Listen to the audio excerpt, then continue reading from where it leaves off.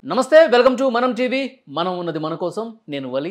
ప్రస్తుతం నాతో పాటు స్టూడియోలో ఉన్నారు ప్రముఖ హైకోర్టు అడ్వకేట్ అరుణ్ గారు. వారితో మాట్లాడదాం. అరుణ్ గారు నమస్తే సార్. నమస్తే. అరుణ్ గారు, ఈ ఫోన్ ట్యాపింగ్ వ్యవహారం తీవ్ర చర్చనీయాంశమవుతుంది తెలంగాణలో. మనకు తెలుసు, ఆయనకు సంబంధించిన విచారణ కూడా జరుగుతోంది. చాలా కీలకమైన విషయాలు విచారణలో బయటకు వస్తున్నాయి సార్. ఆయన హార్డ్ డిస్కులు ఏ విధంగా ధ్వంసం చేశాడు, ఎక్కడ పడేశాడు, ఎవరు ఇతనికి సహకరించారు, ఎవరు ఆదేశాలతో చేశాడు, పూర్తిగా సాక్ష్యాలు ఆధారాలు బయటకు వస్తున్నట్టుగా తెలుస్తుంది. మరొక ముఖ్యమైన విషయం, హీరోయిన్ల ఫోన్లు కూడా ట్యాప్ అయ్యాయి అని ఒక సమాచారం అయితే వస్తుంది. సో ఓవరాల్ ఇప్పటివరకు జరుగుతున్న దాన్ని బట్టి ఎలా చెప్తారు సార్? సార్, ఒక ఆర్గనైజేషన్ కాన్స్టిట్యూషన్ పరంగా ఏర్పడ్డది, రాజ్యాంగబద్ధంగా ఏర్పడ్డ తెలంగాణ ముఖ్యమంత్రి పదవిలో కూర్చున్న వ్యక్తి కె చంద్రశేఖరరావు. ఒక టైం వరకు అందరికీ ఆరాధ్యుడు ఒక రకంగా చెప్పాలంటే ఉద్యమంలో.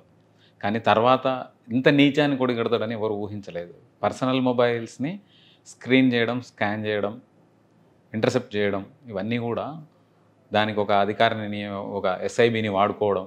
ఎస్ఐబి ఈజ్ ఎంపవర్డ్, స్కాన్ చేసుకోవచ్చు. మనం గతంలో డీజీపీగా పనిచేసిన దినేష్ రెడ్డి గారు కూడా చెప్పడం జరిగింది, 24 hours వరకు మాత్రమే మాకు అధికారం ఉంటుంది, దాన్ని మించి మేము ట్యాప్ చేయాలంటే సెంట్రల్ గవర్నమెంట్ పర్మిషన్ అవసరం, మ్యాండేటరీ, రోజుల కొద్ది మేము ట్యాప్ చేయాలంటే. అంటే ఆ సౌకర్యాన్ని వాళ్ళ లిబిడో కొరకు, పర్సనల్, చాలా తీవ్రమైన పదం లిబిడో అంటే, సెక్స్ తీవ్రతకు లిబిడో అనే పదాన్ని వాడతారు. అట్లాంటి ఇంకొక మీరు అబ్జర్వేషన్ లేదు, మహేష్ బాబు గారితో ఒక సినిమా కూడా తీసారు వీళ్ళు. ఫోన్ ట్యాపింగ్ అనేది నైతికం, ప్రజలను రక్షించడానికి అని చెప్పేసి ఒక విలన్ ఫోన్ కంటిన్యూస్గా వింటూ, ఆ రోజు రాత్రిల పూట అమ్మాయిల ఫోన్లు విని ఎవరైనా రక్షణకు అవసరమైతే తాను వెళ్ళి కాపాడే ఒక సినిమా గుర్తుంటుంది మీకు, స్పైడర్. రైట్, స్పైడర్ సినిమాలో దాన్ని లీగలైజ్ చేసి దాన్ని చాలా మంచి పని అని చెప్పే ప్రయత్నం చేసిండ్రు. దాని వెనకాల కూడా వీళ్ళే ఉంటారు ఖచ్చితంగా. ఆ ప్రణీతరావు అనే వ్యక్తిని తీసుకొని వచ్చి 10 లక్షల మంది ఫోన్లు ట్యాప్ చేసినారు. హీరోయిన్ల ఫోన్లు ట్యాప్ చేయడం చాలా చిన్న విషయం.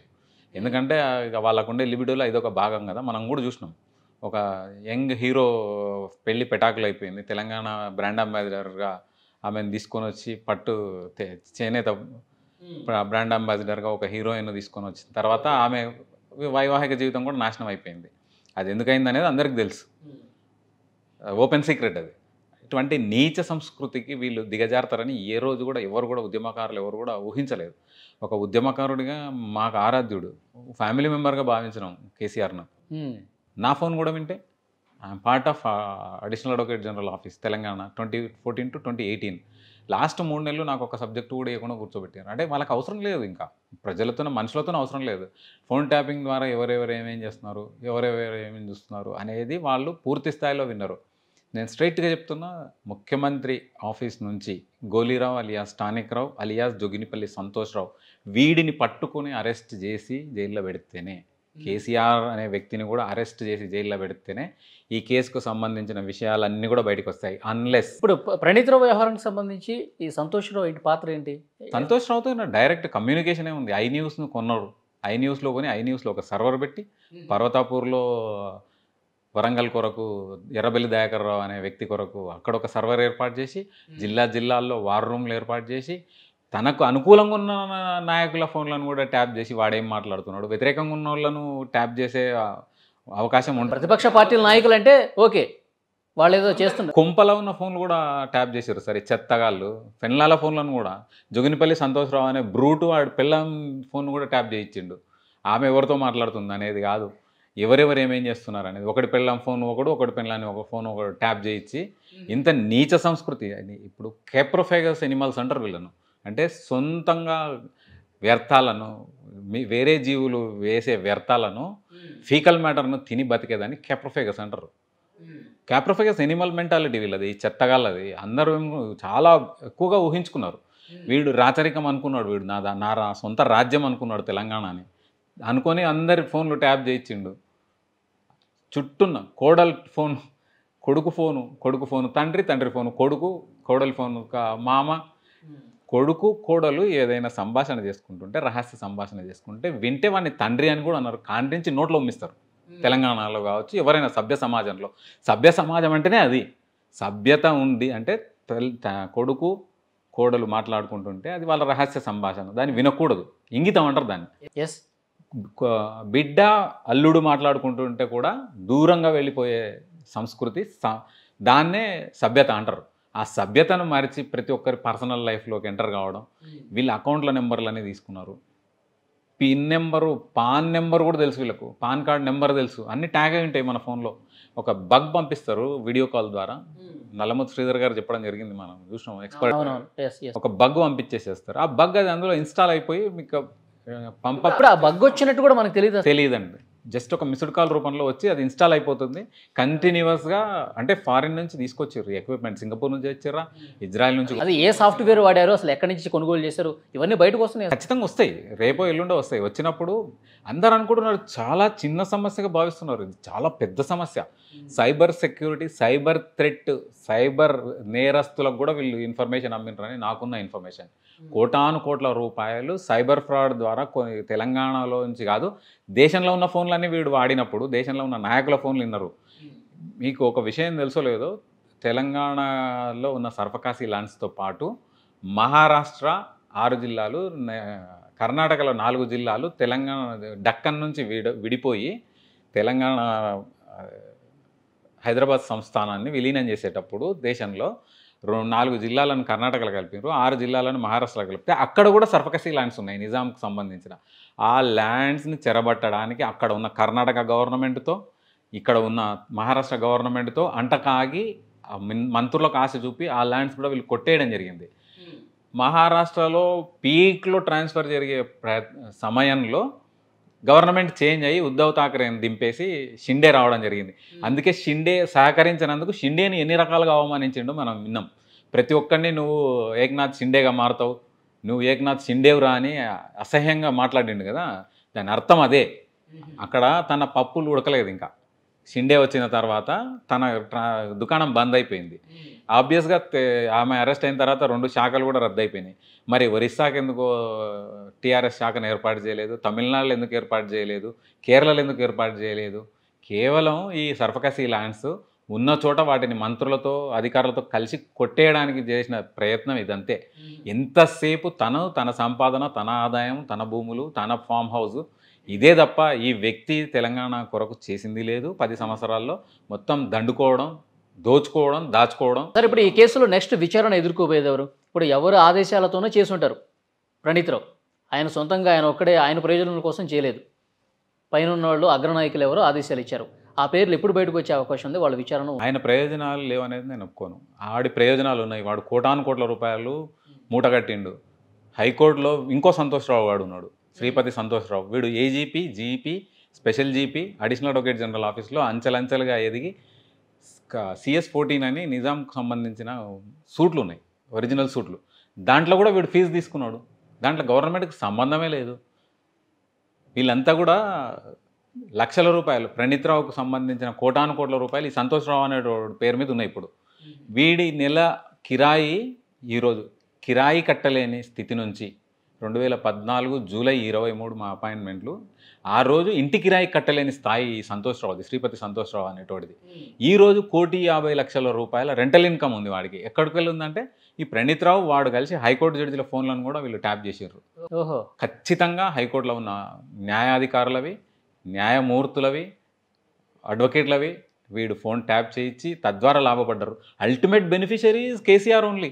అందుకే నేను 10వ తారీఖు నాడు పంజగుట్ట పోలీస్ స్టేషన్లో కంప్లైంట్ పెట్టి నేను డిమాండ్ చేసింది. నేను ఓన్లీ రాతపూర్వకమైన ఫిర్యాదే కాదు నేను చేసింది, నేను డిమాండ్ కూడా చేసిన.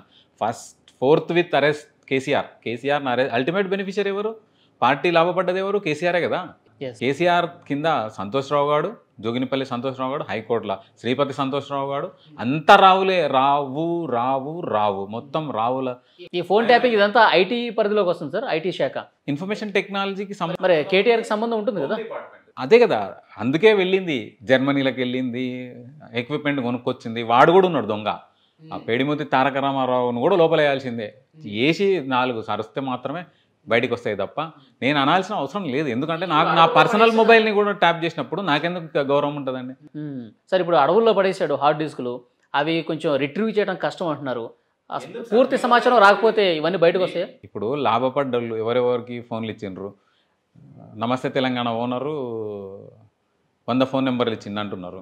నమస్తే తెలంగాణ ఓనర్ ఫోన్ లాక్కొని రిట్రీవ్ చేస్తే అయిపోతుంది. ప్రణీత్ రావు నుంచి వచ్చిన మొబైల్స్ మెసేజ్లు ఏవో తెలిసిపోతుంది. ఇంకా ఈ అకౌంట్లోంచి ట్రాన్స్ఫర్ అయిపోయి నైజీరియాకు కూడా అమ్ముకున్నారు వీళ్ళు సైబర్ ఫ్రాడ్ చేసుకునే వాళ్ళకు. కోటాను కోట్ల రూపాయలు ఎక్కడికి వెళ్ళి వస్తాయి సార్? నెల జీతం ₹1,00,000 మించదు నాకు తెలిసి ఒక డిఎస్పీది. అటు ఇటు ₹1,00,000 ఉంటుంది. ₹1,00,000 మెయింటెనెన్స్ తీసేస్తే ఏం మిగలదు ఎవరికి కూడా. ఈ ఉన్న రోజుల్లో ఐటీ నిపుణులకు కూడా వాళ్ళు అన్ని ఈఎంఐలు పెట్టుకుని ఈఎంఐ జీవితాలే అందరివి. అటువంటప్పుడు వీళ్ళకి మాత్రమే కోట్ల రూపాయల జీతాలు, కోట్ల రూపాయల ఆస్తులు ఎట్లకెళ్ళి పోగేసుకుంటారు?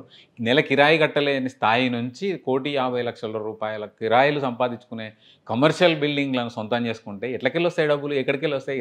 ఆకాశంలో రాలి పడతాయా? అకౌంటబుల్ ఉండాలి కింద. ఇంకా సంతోష్ రావు అనే వ్యక్తి 2015లో ఒక ఇల్లు కొనడం జరిగింది పాస్పోర్ట్ ఆఫీస్ పక్కలో, టోలీ చౌకీలో. అందరిని పిలిచి భోజనాలు పెట్టడం జరిగింది. భోజనాలు పెడుతూ నేను పలానా బ్యాంకులో లోన్ తీసుకున్నాను, ₹70,00,000 లోన్ తీసుకున్నా అని చెప్పిండు. కట్ చేస్తే నెల రోజులకే లోన్ పేమెంట్ చేసేసిండు. అంటే జనాలకు అందరినీ ఒక డార్క్లో పెట్టి నేను లోన్తో ఇల్లు కట్టుకున్నా అని చెప్పడం. నెల రోజుల్లోనే క్లోజ్ చేస్తే ₹70,00,000 ఎక్కడికి వెళ్ళి వస్తాయి? ఒక గవర్నమెంట్ పేడర్ ₹1,00,000 ఆ రోజు ఏజీపీనే, అసిస్టెంట్ గవర్నమెంట్ పేడర్ ₹22,000 జీతం. ఓన్లీ 22,000. తర్వాత పెంచిన జీతం 45,000 అయింది, అది వేరే విషయం. తర్వాత గవర్నమెంట్ పేడర్ అయిండు ₹1,00,000. ₹1,00,000 అయినా సరే పోగేస్తే ₹1,00,00,000 కూడా దాటదు కదా సార్. 10 సంవత్సరాలు, 9.5 సంవత్సరాలల్లా ₹1,00,00,000 దాటనప్పుడు నీకు కోటాను కోట్ల రూపాయల ఆస్తులు ఎక్కడివి?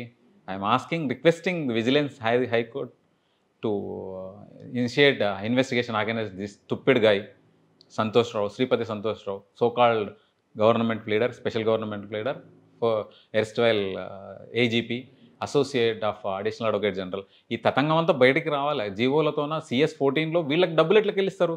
గవర్నమెంట్ మనదని చెప్పేసి బిల్లులు పెట్టుకుంటారు. అది ఒక ప్రైవేట్ సూట్లు అవి. హైకోర్టులో సూట్లే ఉండవు. కాకపోతే నిజాం ప్రభుత్వం మీద నిజాం వారసులకు సంబంధించిన సూట్లను హైకోర్టుకు ట్రాన్స్ఫర్ చేశారు. గతంలో ఉన్న చీఫ్ జస్టిస్ గారు కూడా అడగడం జరిగింది, సూట్లు హైకోర్టులో ఉండడం ఏందని. దానికి మరి వీళ్ళకి జీతాలు ఎందుకు ఇవ్వాలి? వీళ్ళకి ఏం అవసరం? దాంట్లో ప్రాపర్టీ గవర్నమెంట్ ఎందుకు చెల్లించాలి వీళ్ళకు? ఈ జీవోలన్నీ మాతో ఉన్నాయి, భద్రంగా ఉన్నాయి. మేము పర్టికులర్ టైంలో మేము తీసి బయట పెడతాం. ధైర్యంగా ఓపెన్గా మేము మాట్లాడుతున్నామంటే మాతో అన్ని ఆధారాలు ఉన్నట్టే కదా. ఎవరిని వదిలిపెట్టే ముచ్చట్లేదు. ఫస్ట్ జోగినిపల్లి సంతోష్ రావు అనే విధవను అరెస్ట్ చేసి లోపల పడేయాలి. మీ పర్సనల్, అందరికీ చెప్తున్నాను, రిక్వెస్ట్ చేస్తున్నా, కెమెరా ముఖంగా చెప్తున్నా నేను, మీ పర్సనల్ లైఫ్లోకి వెళ్ళినరు, మీ భార్యతో మీరు మాట్లాడేది విన్నరు అంటే మీకు అసహ్యం, జుగుప్స, మీకు అగ్రీవెన్స్ ఉంటే రండి, ముందుకు రండి, కంప్లైంట్లు ఇవ్వండి. కేసీఆర్ అయితే ఎవడైతే వాడి తాత జాగీరా, వాడి జాయజాదులు మీకేమైనా ఇచ్చిండ్రా? మీ ఎవరైనా ఎమ్మెల్యేలు కూడా ఈరోజు బయటికి ఎందుకు వెళ్తున్నారండి? ఎమ్మెల్యేలకు కూడా చెప్పుకోలేక బాధపడ్డారు ఇన్ని రోజులు. ఈరోజు టెలిఫోన్ ట్యాపింగ్ ద్వారా వాళ్ళ కళ్ళు తెరుచుకున్నాయి, వాళ్ళ జ్ఞానచక్షులు తెరుచుకున్నాయి. ఈ కేసీఆర్ అనే వ్యక్తిని నేను మీ ద్వారా డిమాండ్ చేస్తున్నా, నీకు నిజంగా గట్స్ ఉంటే, నిజంగా నువ్వు మనిషివే అయితే నీవు ప్రమాణం చేయి. నీ బిడ్డ మీద, నీ కొడుకు మీద ప్రమాణం చేయి, నేను నా ఎమ్మెల్యేల ఫోన్లో నేను ట్యాప్ చేయలేదు అని. వెళ్ళిపోతున్నారని విమర్శిస్తున్నారు కదా పార్టీ నాయకులు. ఏ నాయకులు అయితే విమర్శిస్తున్నారో ఫస్ట్ మీరు మీ ఫోన్లు ట్యాప్ అవుతలే అని చెప్పేసి మీరు ప్రమాణం చేయండి. మీ ఫోన్లను కేసీఆర్ ట్యాప్ చేస్తలేడని చెప్పి ఫస్ట్ చెప్పండి. తర్వాత కేసీఆర్ని అయితే నేను డిమాండ్ చేస్తున్నా, ఈరోజు కాకపోతే 2 రోజులకో, నెల రోజులకో, 6 నెలలకో, అయ్యా నువ్వు వచ్చి నువ్వు ప్రమాణం చేయి నీ బిడ్డ కొడుకు మీద, నేను ఎవరి ఫోన్లో ట్యాప్ చేయించలేదని. కనీసం ఆ విధంగా నా గౌరవం కాపాడుకుంటామని నేను అనుకుంటున్నాను. చూద్దాం సార్, విచారణ జరుగుతుంది. ప్రణీత్ రావుకి సంబంధించి పూర్తిగా ఆయన చేసిన తతంగం ఎవరు ఆదేశాలతో చేశారు, ఏంటి మొత్తం బయటకు తీస్తున్నారు. ఇంకా భయంకరమైన వాస్తవాలు బయటకు వచ్చే అవకాశం ఉందని తెలుస్తుంది. అతి త్వరలోనే కేసీఆర్కి, కేటీఆర్ మెడకు, అలాగే మీరు అంటున్నట్టు జోగినిపల్లి సంతోషరావు కృష్ణ జన్మస్థానం, వీళ్ళని కృష్ణ జన్మస్థానంలో పెట్టి చూడాల్సిందే. ఆ పెద్ద మాట అసలు అదే, దానికి వాడకూడదు శ్రీకృష్ణ జన్మస్థానం అని. కాకపోతే ఆయన పుట్టిందే శ్రీకృష్ణ జన్మస్థానం, దాని కొరకే జైల్లోనే పుట్టిండు కాబట్టి, ఆ తల్లి జైల్లో ఉన్నప్పుడే పుట్టిండు కాబట్టి శ్రీకృష్ణ జన్మస్థానం అంటారు. అది దాన్ని వీళ్ళ కొరకు పాపపంకిలం చేయాలి. ఈ నా కొడుకులు బిహైండ్ ద బార్స్కి వెళ్ళాల్సిందే.